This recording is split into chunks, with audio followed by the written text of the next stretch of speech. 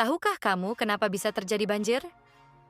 Banjir terjadi ketika volume air yang masuk ke suatu wilayah, baik dari hujan, sungai, atau laut, melebihi kapasitas sistem penyerapan atau pengaliran air di daerah tersebut. Fenomena ini dapat disebabkan oleh berbagai faktor alam dan aktivitas manusia, yang seringkali saling berkaitan.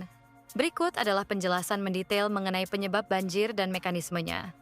Salah satu penyebab utama banjir adalah curah hujan yang ekstrim. Ketika hujan turun dalam jumlah besar dalam waktu singkat, tanah, sungai, atau saluran drainase tidak mampu menyerap atau menampung air secara efektif.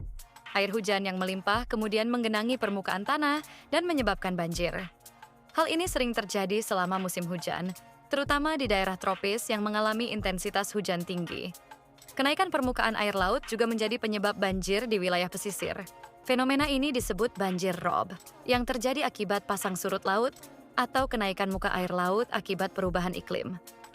Pemanasan global mempercepat pencairan es di kutub dan menyebabkan volume air laut meningkat, sehingga wilayah pesisir semakin sering terkena banjir, terutama saat badai atau gelombang tinggi.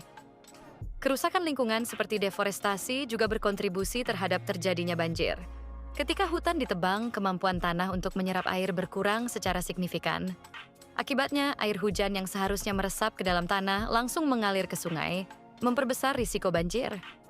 Selain itu, hilangnya vegetasi juga mempercepat erosi tanah, yang dapat menyumbat aliran sungai dan memperparah banjir. Banjir juga dapat disebabkan oleh kegagalan infrastruktur, seperti jebolnya bendungan atau tanggul.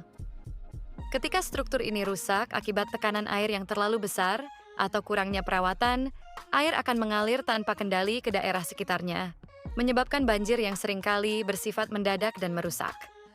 Secara keseluruhan, banjir adalah hasil dari kombinasi faktor alam dan aktivitas manusia.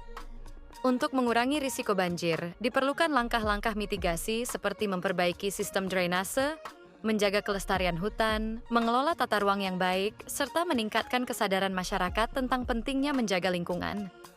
Dengan upaya bersama, dampak banjir dapat diminimalkan, melindungi manusia dan ekosistem dari kerugian yang lebih besar.